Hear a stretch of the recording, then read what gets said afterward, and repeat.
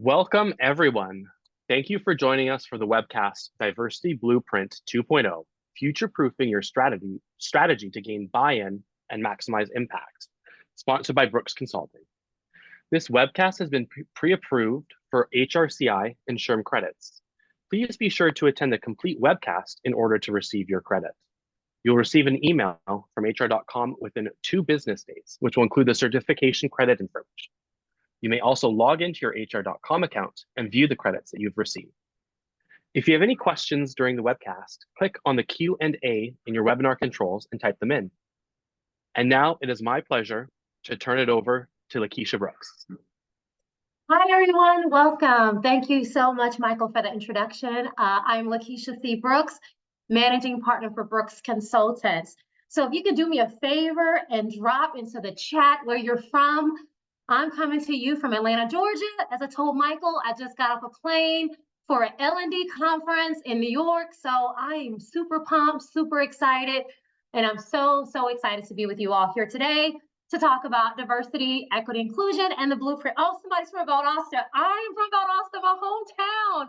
So thank you, Ashley, for joining me for my hometown. So many places, Minnesota, Florida, Atlanta, just like me. Again, super excited to have you all with me. So as Michael said, excuse me, this is Diversity Blueprint 2.0. How can we gain that buy-in? How can we make sure that our diversity strategy is future-proof? So just a little bit about myself. You heard where I'm from. I'm the manager partner again of Brooks Consultants. I, just like you all, was internal for 2 years. So I was the VP of DEIB at the International Coaching Federation. Up until March of this year. So when I talk today, it's going to be from a perspective of both internal and external, because I actually had those hats on for a while. So just like you all, I understand the struggles, I understand what it's like, and I'm going to be sharing both perspectives. I'm a diversity architect. I'm going to talk to you a little bit about what that means. I sit on a few boards for HR.com for both coaching and mentoring and for diversity. I'm certified in diversity, inclusion, and recruiting. And I also do some work with ATD as well. So what is it that we're going to talk about today? One of the things that I want you all to take away from the session today is, how can I apply this stuff into the work that I'm doing right now? So I never talk about learning objectives, right? We are all professionals here. We can learn. We know how to take a test and be able to get that information. But I want you to be able to apply this information. So some of the things that I hope that you're able to apply is, how do you navigate some of those common challenges? And I'm going to show you some of the common challenges that individuals like yourself and even I had to face while trying to have a diversity strategy as well. I want you to also be able to get that buy-in. How do you get that buy-in from leaders as well as your colleagues when you're trying to implement diversity efforts as well? I want you to be able to drive tangible results. So I'm going to talk to you about, how do we go from those soft measurements, those intangibles, and how do we make those tangibles so that it can help us with our diversity tracking, effectiveness, and how we can adjust our strategies as needed. And also, what I'm going to do is tie it all together by talking to you all about the diversity architecture framework. I'm going to talk to you about what that means, how does that tie into this work, and how that can tie in with your organizational goals. So now let's look at 3 different examples of individuals just like yourselves that have these pain points. I'm going to share with you their industry, their role, and what their particular pain point is. I'm also going to give you a little bit of research to back up this as well. I will share with you that the names have been changed and the companies have been changed to protect confidentiality in these scenarios. So the first person that we have is Jamila. She is in the nonprofit sector. She is an HR manager, and her pain point is lack of buy-in and support. Again, I'm sure a lot of you all have experienced this. Internally, I experienced this, and I've seen a lot of my clients experience this as well. And I know a lot of you all are probably familiar with SHRM. So there was a 2020 report that stated that only 38% of executives consider diversity and inclusion a high priority. Now look at that date, 2020. That's when a lot of people were starting to do diversity work. And a lot of people were doing it for performative reasons.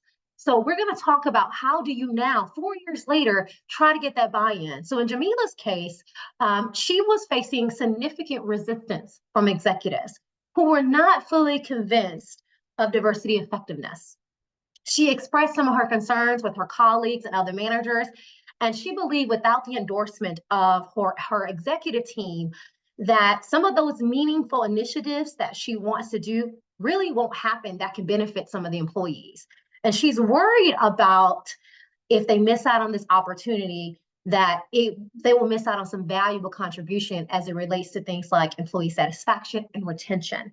So I want you to think about, are you facing that situation? What does that mean for you if you are facing that? And later on in the session today, I'm going to talk to you about how Jamila was able to get buy-in using a diversity architecture framework. So then we have Michael. And Michael is in manufacturing. And I have a few clients in manufacturing. And in Michael's role, he's a plant manager. So not even in the HR space, but is responsible for contributing to some of the diversity efforts as well. And his pain point is lack of ROI and tangible impact. And I know from some of the research that was done with HR.com, this is a pain point for a lot of people as well, who they want to do it, but aren't sure how they can find some sort of ROI with that. So let's look at Michael's situation. Michael is concerned that he will have disruption of workflow and resistance from staff. And he's not sure about the ROI. And I've actually seen this a lot in manufacturing, not just in Michael's case, a lot of this, because they are so busy with making sure that products are out and output that you don't want to mess up the workflow when it comes to diversity or any other, we'll say, intangible items that we see as well. He's also struggling to see the direct impact on operations. And typically when he's looking at metrics and ROI, he's looking at effectiveness, things like productivity and effectiveness, so he can measure his ROI. He wants to make sure that there's tangible examples that can be some sort of solutions for him as it aligns with operational goals to offer measurable outcomes. So for Michael's case, he sees that, hey, it could be great for us, but he's not understanding how does this tie into what I'm doing and how is this going to not cause disruption and give me an ROI in what I'm looking for as well. And in the last case, we have Roberta. And Roberta is a medical director. And her pain point is something that I have seen such an influx of in the past year. And that is concerns with anti-DEI. And I'm sure every single person on this call today, whether you have experienced this or you've heard about it, you know how big this is. And being internal with ICF, we face this as well. So there's also some research that was done that states that New York Times reported in 2023, again, just last year, there were over 30 states that had introduced some sort of bill that aimed at limiting DEIB efforts in public institutions.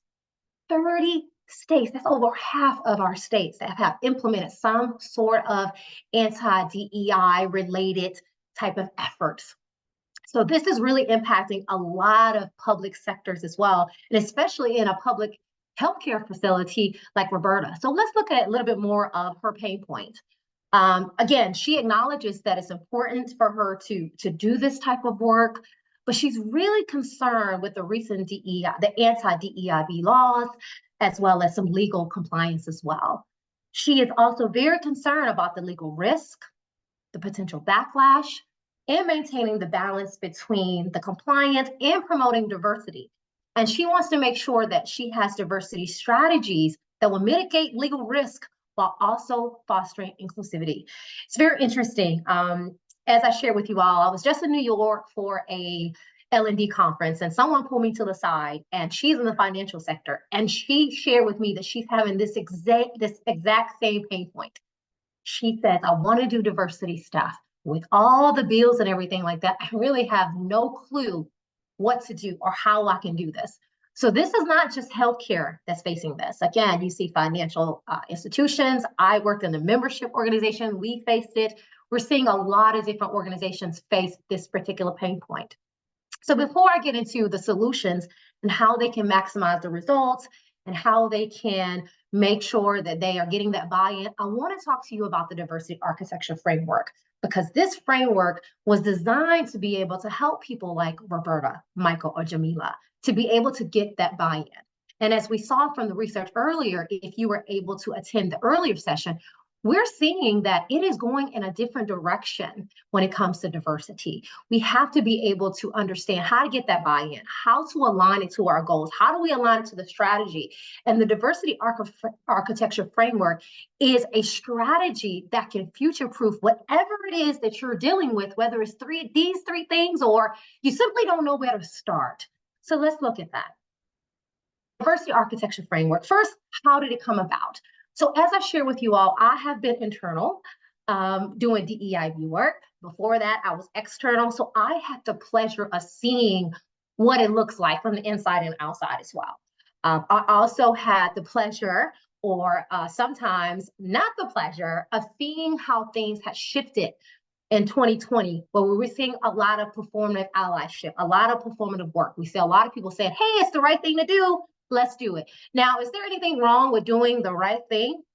No, not really. You know, you want to do the right thing. But what we're also seeing is that a lot of diversity leaders have left their jobs or have been let go. So how can we make sure that organizations and leaders can still be able to do this work and still be able to maintain the operations in their business? So this is where the diversity architecture framework came from. So this framework says that DEIB should be integrated throughout the organization. It is a transformative blueprint. It goes beyond HR. So a lot of the work you do, and it also goes beyond a single department. So sometimes we see people that are diversity leaders like myself, and you have maybe one person in your department or you're by yourself. It goes beyond that. It is saying that it is a structure, it is a strategy that hits every single facet of your organization and your organizational landscape. It is interconnecting every single department. So whether you are in operations, whether you are a medical director, you're in HR, it doesn't matter. Diversity should be hitting every single part of it as well. And that is what the framework is talking about as well. It is also saying that it goes from things such as, which you all are a lot of responsible for, recruiting and retention, but also expands to things like your market expansion. So if you want to grow and penetrate new markets, diversity should be touching that as well.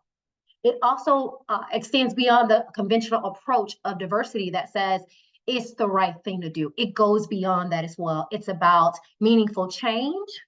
It's also about driving operations. So that's what the framework is talking about. And it also encompasses 9 different areas that as a leader in an organization, whether you're in HR, whether you're in operations, that you should be thinking about when it comes to making sure that diversity is strategically a blueprint in your organization. So now let's look at the 9 different areas. So I want to start with the first one. This one is probably the most common. I'm sure each and every single one of you all are either doing this or have done this, and that's talent composition. What that says is that it's going to focus on those demographic areas.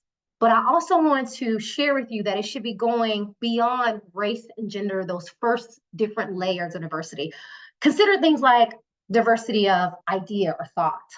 Consider things like geographic location or language or disability status, veteran status. All those things focus on talent composition. But when we think about talent composition as it relates to a strategy, it should also be thinking about how do we continue to promote those within our organization. This means having programs such as mentoring programs, reverse mentoring programs, leadership development programs as well. So we're putting these programs together so that we are actually embracing the diversity of the people that we have in our organization. So when I talk to a lot of L&D leaders, I talk to a lot of diversity leaders, HR leaders, a lot of them all are doing this work when it comes to this area. But what I also see with organizations is this is where it stops.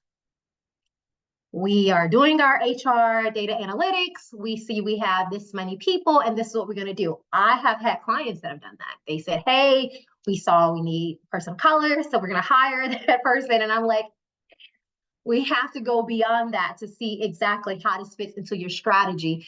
And are you doing it because it just sounds great? Or are you doing it because it's part of your strategy? The second one is about external engagement. And this is where I see a lot of people, a lot of area opportunity.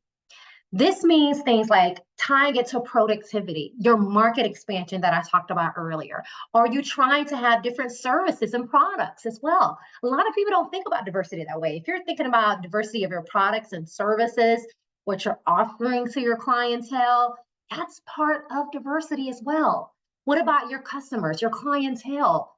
That ties into this stuff as well. This means your suppliers, the community as well. There's a lot of organizations that want to do community service work, and they're tying things into their community service efforts as well. Their ESGs as well. That's all external engagements. What does your website look like? What do your marketing materials look like? So again, what you're seeing now is it's touching not just you and HR, you and the diversity department. Now it's touching your marketing team, your operational team, all those different areas, your sales team as well. So again, this framework really is about going outside of it's the right thing to do and having a new strategy that places diversity on the forefront of everything that an organization is doing. Data, metrics, transparency. This is one of my favorite areas. This is also one of the ones that is the hardest for a lot of organizations to really pinpoint.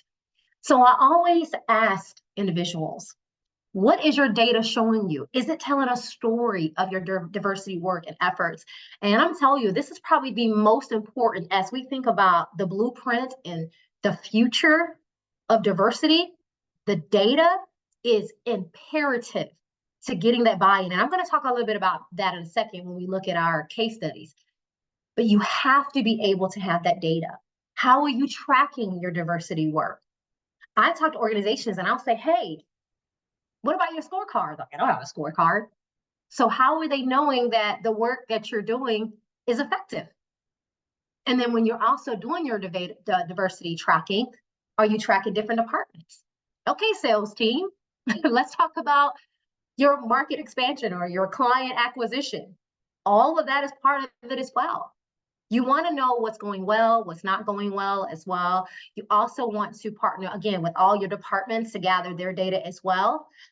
Sometimes with metrics with diversity, I have seen organizations tie it to incentives and bonuses. That's a conversation for another day because I can talk about the pros and cons of that. But I have seen organizations tie diversity work to promotions and things like that. Again, we want to go beyond the diversity data that looks like demographics, which is, again, which a lot of organizations do. But if you want to move that needle forward, you have to produce data that goes beyond that as well. Here are some areas that you can think about in your scorecard. And this doesn't work for every organization because when I look at diversity readiness, some organizations are at different places than others. But you can think about things such as the number of policies or violations or procedures, things like that. Of course, demographics, representation. You can look at your supplier diversity, procurement, recruiting and retention. You can look at your internal belonging scores, culture. You can look at NPS scores, which are net promoter scores. I know in healthcare, that's really important. A lot of customer-facing industries, net promoter score is important. You can look at your training and development. You can look at your customer profiles. You can look at market growth. You can look at number of partnerships. You can look at number of new services, new products, different diverse techniques. There's so many ways to track it. But one thing I want you to keep in mind when we talk about data is I want you to be transparent. Even if the data doesn't show that you're doing a great job, that's okay. Because now we know that there's an area of opportunity for us as well. The next one I want to talk about is policies. We want to make sure that our policies are really encompassing an area of having an inclusive workplace and that our policies are inclusive as well, making sure that, especially for those anti-DEI laws, and I'm going to talk about that in an example with Roberta and her solution, but you want to make sure that these policies also align with state, local, and even federal or international laws. I work for the International Coaching Federation, and the name is international. So some of the policies and laws that are here in the States may not apply outside of the US. So I have to, when I'm writing policies, I have to think about, is this inclusive for everyone? Now, sometimes the answer is going to be no, because it may not, but sometimes you have to adapt those policies so that they are flexible and can be localized to different countries or states or things like that as well. And your policy should definitely serve as a guideline. So these type of policies can be things like equitable policies and practices for accessibilities, for example. You can have things such as your diversity statement that has things in it, maybe work from home policies that also deal with diversity.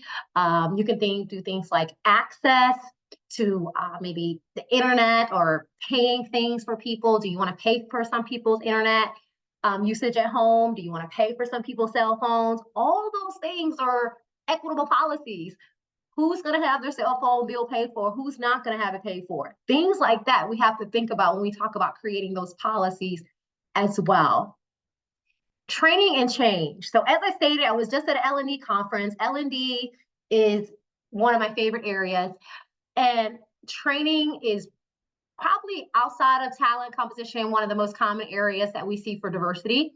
Great, right? I come from the training world, but I always share both internally and externally, the training has to have a purpose. Otherwise, it becomes scrap learning, which means they're learning it, they don't remember any of it.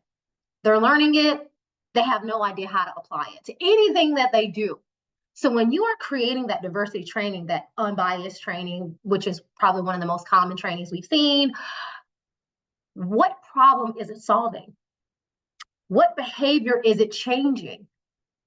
What is it actually doing? You want to make sure that that training is addressing some type of opportunity, and it's incorporating something that's improving systems, policies, procedures, behaviors within the organization. If you're able to tie that into an opportunity, you're going to get more buy-in. If you can say, hey, I'm noticing that we are not attracting a certain clientele. We need to train on this particular thing. And you send that to your sales manager or VP leader, whatever, your CFO, they're talking money. And then you say that this particular training is now going to help us increase our clientele in this particular area, you're going to get more buy-in.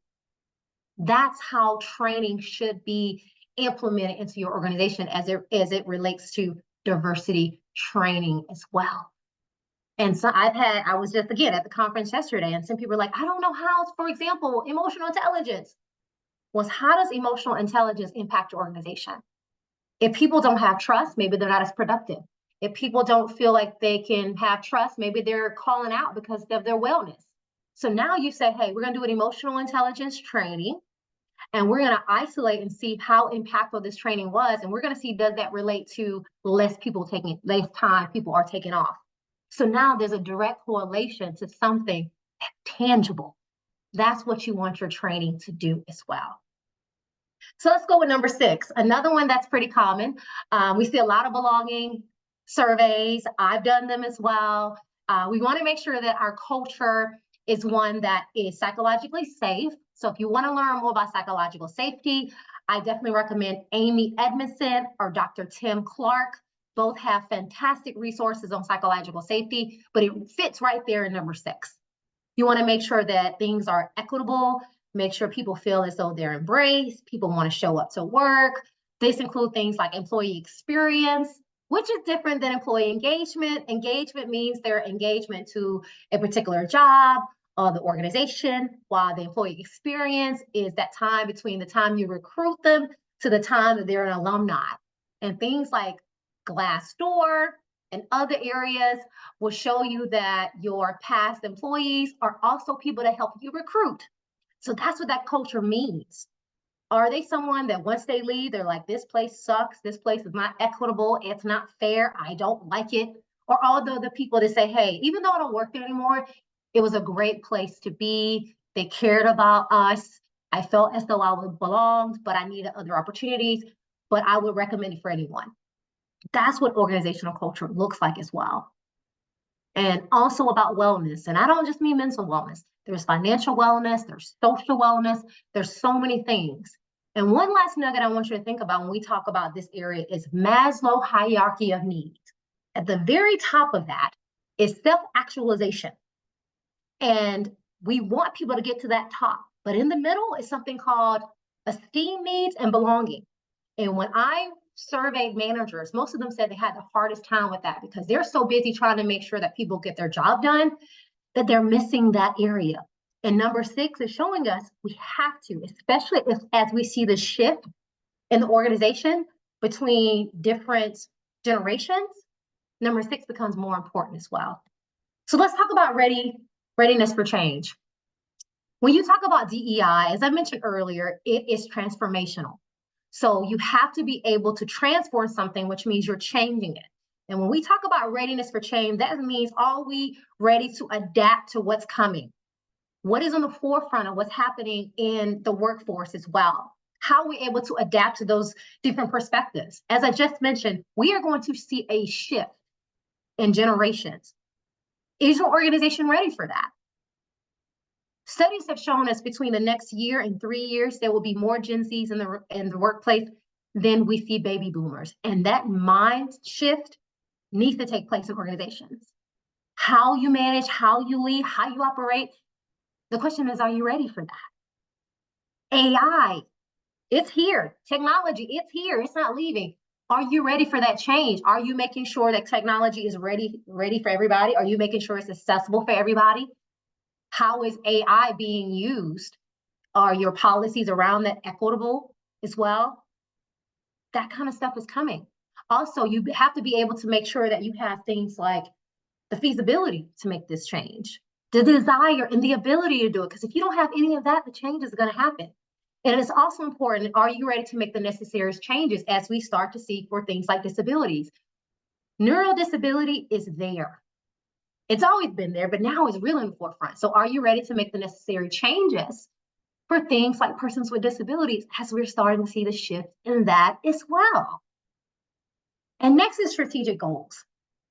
This is how that area of metrics and goals come together. This is how you get that buy-in. You set those goals, you set those metrics, and you're showing your team that, hey, this is aligning with the overall strategy of the organization. But in order to do that, you as an HR professional, diversity professional, whatever your role is, you have to be at the table. You have to be able to know what those things are. I was fortunate at ICF. I was at the table.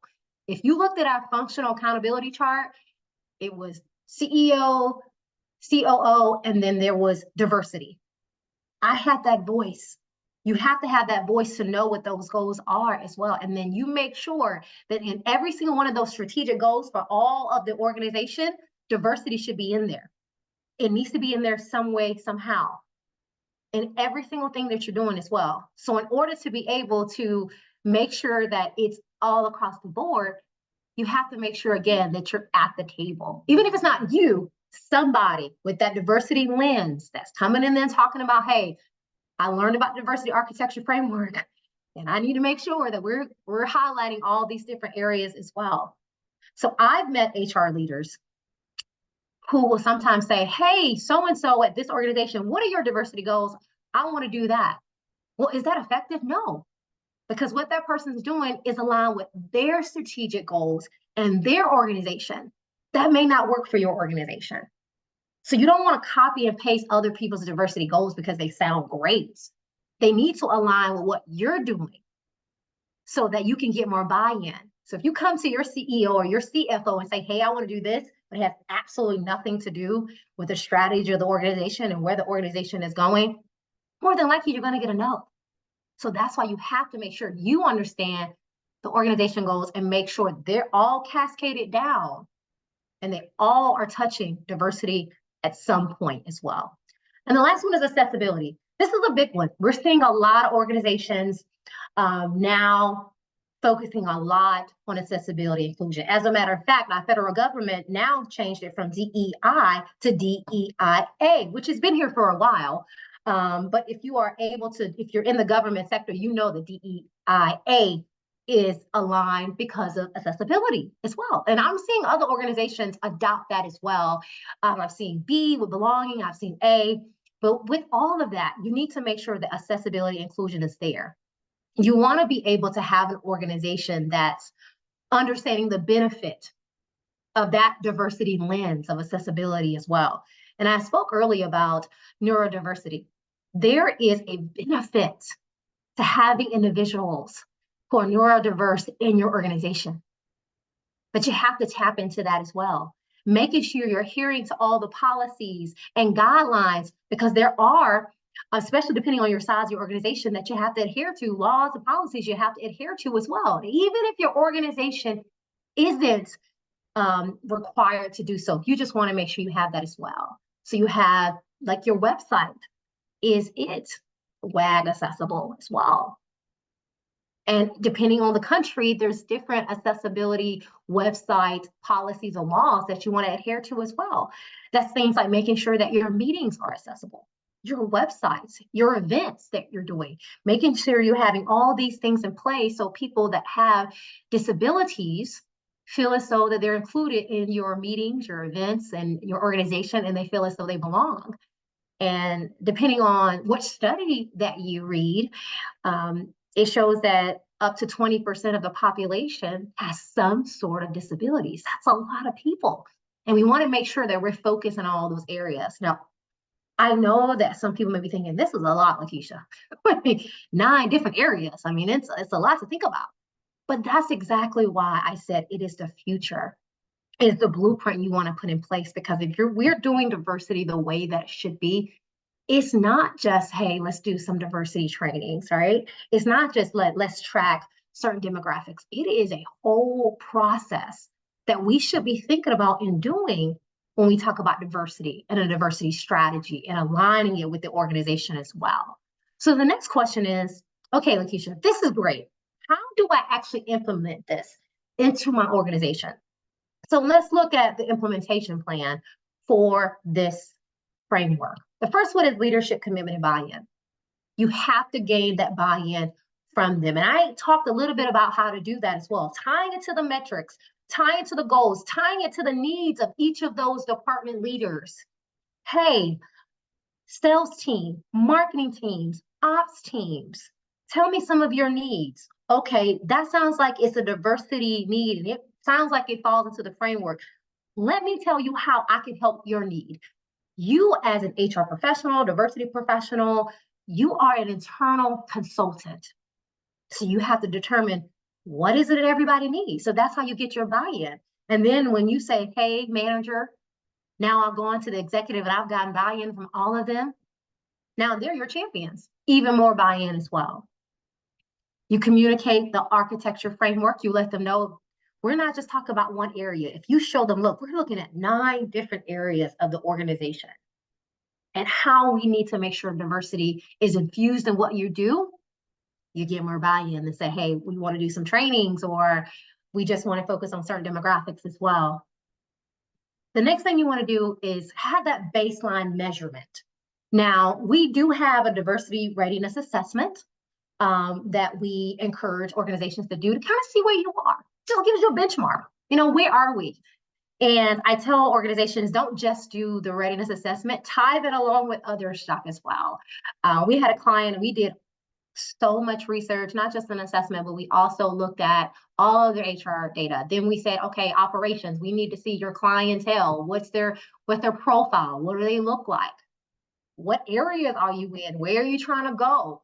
You know, we look at a lot of different things to determine what is the baseline for what it is that you need to do, so I can establish where are we currently, where are we trying to go.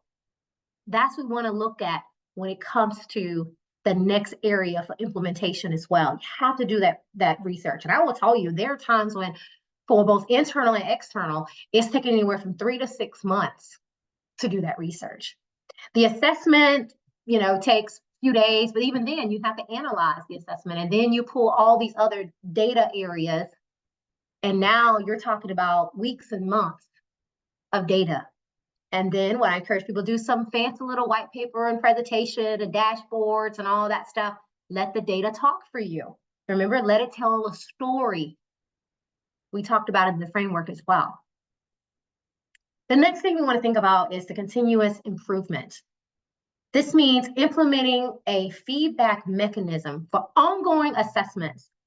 And how do we have that type of feedback as well? So this is where you think about, how am I going to collect the data that I need to see if this stuff is working? How do I collect the data? There's a lot of different ways to collect data. There's focus groups, there's surveys, there's observations, there's suggestion boxes, there's meetings. You also want to review that and continue to review the diversity architecture framework to see how and what you need to improve as well. So in this particular area, this is where you're creating that strategy. You know, how do I want to collect this data? When? So with that is, how do you collect the feedback and the data? How are you assessing it? How often? Things like that. How do you make the improvements that you want? Reviewing the framework and then revising as you need to do. That's what this looks like. Then number 4, you start doing it. You actually start monitoring it. You actually start evaluating it. You know, so when you talk about monitoring it, you want to, so if you establish that I want to collect every quarter or every month or whatever it is, and I'm going to tell you, different areas of data can be collected at different times. For example, when I was at ICF, I created our scorecard. When we looked at our policies, I collected that data every 6 months. But when I looked at our potential DEI violations, I looked at that monthly. I want to see how many violations we have every month. So it's okay that you collect at different times. Now, we showed a report card every quarter, but the information that you collect and pull, you don't have to pull at the same time as well. So that's when you're looking at this as well. And then sometimes, again, you want to keep evaluating. You want to continue to do that as well. You need to adjust your strategy. So even though you put a strategy in place together for number 3, you may have to adjust that. Maybe you see, hey, we said we want to do it every quarter. Every quarter isn't working. We need to do every month instead. It's okay to do that as well. And once you start collecting all that data and you start to give yourself a report card, again, we did it every quarter. You can do it as often as you want, as little as you want. That's really up to you as far as when you want to collect your data or share your data, things like that. You want to celebrate those wins. So I remember, you know, again, I told you I started the diversity department at ICF, and I wanted to have a home run. All right, so I'm a sports person, so I wanted a home run, or I wanted a slam dunk, or whatever. And it's like, you can't always do that. Instead of the home run or the grand slam, you may have to go for a single. All right, so it's okay to celebrate the small wins. It's okay to do that. So even though we have a strategy, 1, 3, 5-year strategy, it's okay to share those little successes. So that's why I share with people, do that report card. And you want to share it in stories. You want to inspire and motivate, and that's how you continue to get buy-in as well. When you start sharing those stories and people start to see, you know what, this is actually working for us. And even if they have questions about it, you know, oh man, I wish we were reporting on this instead, or why are we collecting data on that? We have the ICF sometimes. People would say, oh, this is great. Can we collect data on that instead? Or can we collect data on this as well? That's what you want to see, because now people are starting to see that the work you're doing is actually working. And lastly, continue that feedback loop. So this is all a continuous process, right? This is all continuous process. And sometimes it start over. So let's say that you have, at the beginning of this, you have a leadership commitment for a particular diversity strategy or initiative. You've gone all the way through the process and you have another initiative. Then it goes back through the same loop over and over as well. And you want to make sure that it's feedback for all levels. A lot of times we see that people report to the senior leaders or middle managers, and that's it. But what about your frontline employees as well? They're impacted by all the stuff that you do as well. Their voices are important. What they do is important. Why do they not know what's happening? Why are they not part of the loop of what's happening as well? You want to encourage the dialogue from them as well. Get insights to them and say, hey, here's the success stories. We want to hear from you. That's why I always told our marketing team at ICF, share with our members, not just our staff. You know, even if they don't like something, we want to hear from them. they're impacted by the work that we do as well. So I want to share quickly what's the difference in the conventional way that we look at diversity and the diversity architecture framework. And I won't read through all of these for the sake of time, but I will point out some of the highlights of some of the ones that I think are most important. The first one is super important. You know, the conventional approach, and I've been there, done that, internal and external, that it really typically is a siloed approach. You know, I've heard people say, hey, I do X, Y, Z, and I also do diversity. Like they're given this random task to do diversity work. They have no idea how to do it or what to do, but they say, hey, I have my cousin, she works for a college and she does, I think she does enrollment or something. And she's like, oh yeah, and they also have me do diversity. And I'm like, do you even know what to do? I know that I there's some things I need to do, but they didn't really tell her what to do. They just gave her a project. Well, the diversity architecture framework says that it's part of the entire ecosystem. So it's not just you do this job. It's literally through the culture, operations, and strategy, all through it as well. That's the difference in that as well. I also want to look at the last one that says, emphasizes a proactive approach versus reactive. Again, if we go back to 2020, what was that? That was very reactive, right? A lot of organizations said, hey, we have to do something. We don't know what. Quite frankly, we don't know why, other than it's the right thing to do. When we talk about the diversity architecture framework, it's really about taking a proactive approach, whether it's saying, hey, we're going to do trainings that are going to mitigate risk, for example. We want to mitigate biases. We want to have inclusive leadership development programs. We want to have equitable processes. We're going to put those in place because we need it in our organization, not because we heard that this was somebody else was doing it, not because now it's mandated or whatever that is, because that compliance training that most of us do, sexual harassment training or any other trainings that are required, that's what a lot of people are doing because you have to. Now we're saying, I want to do this because I know that I need to look at these 9 different areas and see which one of these we're not doing so that it can be more of a strategic approach as well. Here's some other ones for us to look at as far as the difference in the approaches as well. The diversity architecture framework says that it really encourages collaboration across every single leader in your organization. So you have to be able to talk to your marketing team, your sales team, your ops team, because if you look at external engagement, you kind of need to talk to them to make sure your website is looking a certain way, or even making sure that your website is accessible. I know the work that I was doing, I had to work with my marketing team. I had influence, but I didn't control that project. I wasn't in charge of the website. I had influence on it though. So you have to work with other people because the strategy cannot be done just with you. It's not going to be more of a strategic approach. It's a collective ownership of these projects, or at least part of it as well. So even though you may be in charge of it, even example, you may be in charge of it for recruiting and whatnot, you may need somebody else to come in and do their part. So if you say, hey, marketing, our website doesn't show that we're inclusive at all. Or you may say, hey, we created ERGs and we want our website to say that we have ERGs and we want people to know about that in the recruiting process. We want to put on our application, for example, that are you interested in learning more about our ERGs? We want to put that on our application, but that's your tech team because they're in charge of making sure that it looks a certain way. It's a collective ownership of these projects. Where in the conventional approach, it's with my cousin, hi, can you handle this? Or hi, HR person, let me just throw this on your lap. Thank you for doing this. And you don't have much engagement from other people. You don't have much buy-in from other departments across the organization because they handed it over to you and said, hey, you need to do it. We're changing the face of that. We're having this blueprint that changes the way that we approach diversity in a very different way as well. So you also look at the second one here, utilizes data and metrics across and measures the effectiveness all across the organization so you can make informed decisions for continuous improvement. That's the framework's approach versus the conventional approach, which is a lot of anecdotal evidence, which is great. We love, that's our qualitative data, which is great. We love things like that. But it's usually limited.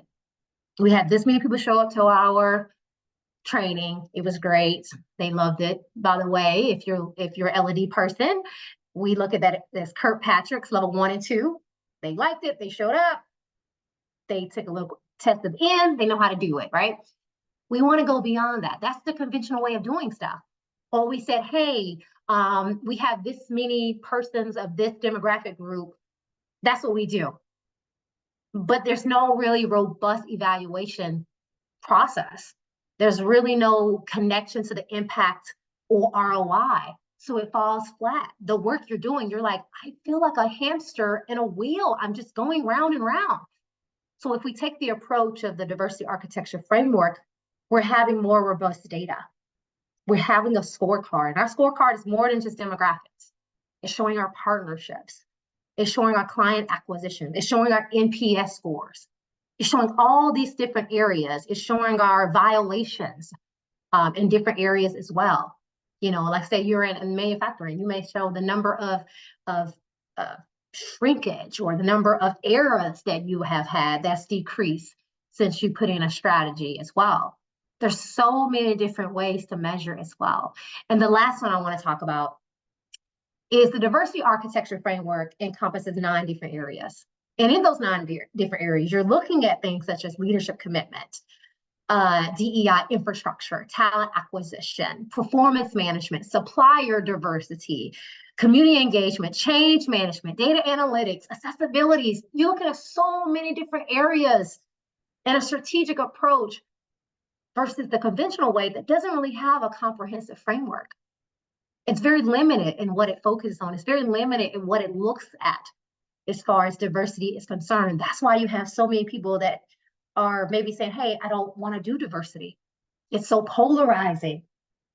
We're now taking the word diversity and making it positive to say, hey, I'm diversifying our market.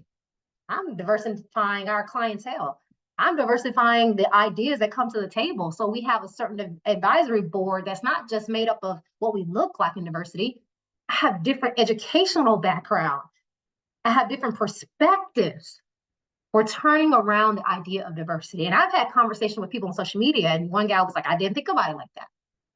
Because we've heard so much about diversity being one way, and it's a negative, and it's pushback, and it's backlash.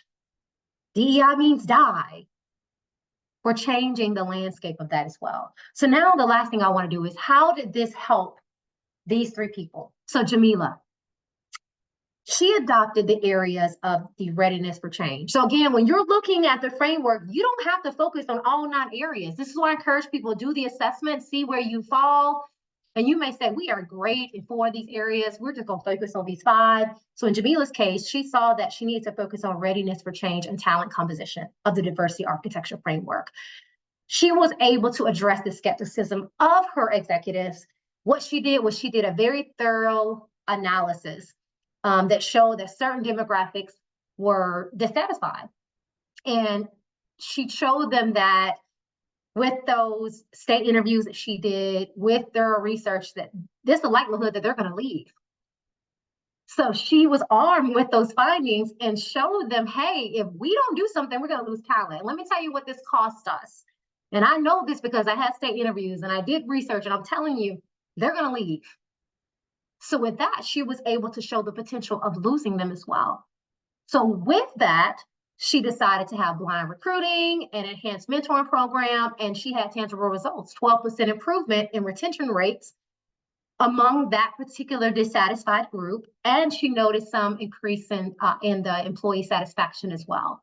So she was able to have those tangible and intangible measurements to show. So she started by getting that buy-in by saying, hey, these are the numbers if we don't keep them in the door. CFOs love that. CEOs love that. Give me some numbers, give me some data. And then if you can come back and say, I've implemented these strategies, and because of that, our retention numbers are different, they love that as well. So let's look at Michael. He also implemented the framework, but he wanted to focus on effectiveness. Again, he's in manufacturing.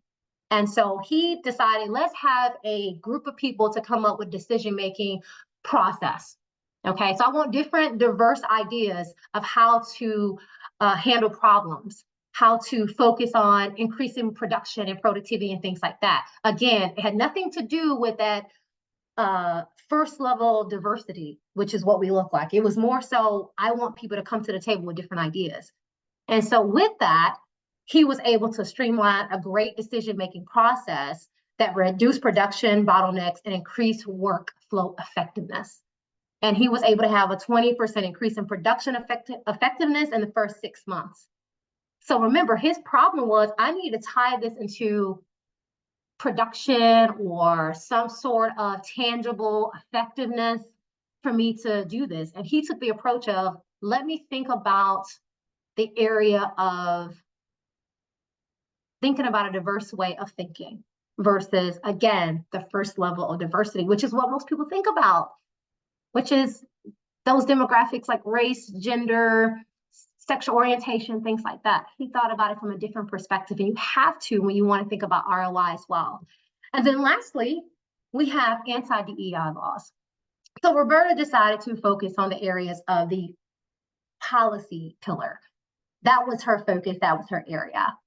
And so what she did was updated the policies to make sure that they were in compliance with the local state laws as well, while maintaining an inclusive workforce. So she said, let me focus on the policies that we do have. Let me focus and make sure that those policies do align with state governments and what they want us to do as well. She was able to have a comprehensive training, because one of the things that we also seen, and I've seen as well, is that typically everybody in the organization don't know about these policies. They have no idea about the laws that people are saying. So people don't understand what's happening. So Roberta said, I want to make sure that I have a comprehensive training that looked at legal complexity. So everyone in the organization knows what's going on. Everyone knows our revised policies as well, so that we will have less violations. So again, that's the way to track that. You can track the number of violations.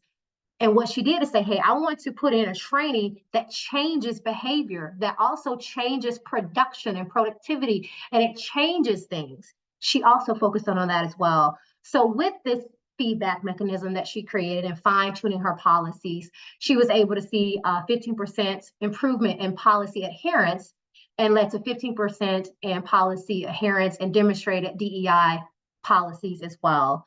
And she saw a reduction of 9% in legal challenges related to non-compliance stuff as well. So putting these strategies in place are very effective. As we see, it took Michael a few months, 6 months, Roberta a year. So I want to share with you that this doesn't necessarily happen overnight. Give it some time to do it as well. So what are some of the keys? Develop a comprehensive strategy. Link diversity to ROI and tangible results. Make sure that you're adapting to technological and generational changes. Adopt a holistic approach. Ensure there's accountability across the organization, and everyone can be a diversity architect. This means that you are someone that's creating the blueprint. You're someone that's connecting to all parts of the organization. This means that you're someone that's championing for this to be more than just siloed. That's what a diversity architect is. And I will leave you with this. If you're interested in having a consultation with me, you want to learn about what you can do, you have questions about your own strategies, you're not sure what to do, you want to talk more about the framework, whatever it is, 30 minutes, you can talk to me about anything for 30 minutes. So put your phones up if you like to, scan the code, book that time with me. I would love to talk with you more about any questions you have, as well as helping you to improve those strategies that you have that you may not be sure of as well. So I want to thank you all so much for lending me 55 minutes of your time. Hopefully we see a lot of people that are interested in having this conversation, so that I can help each of you have a solid future-proof strategy for diversity. So thank you so much, and I will hand it over to Michael.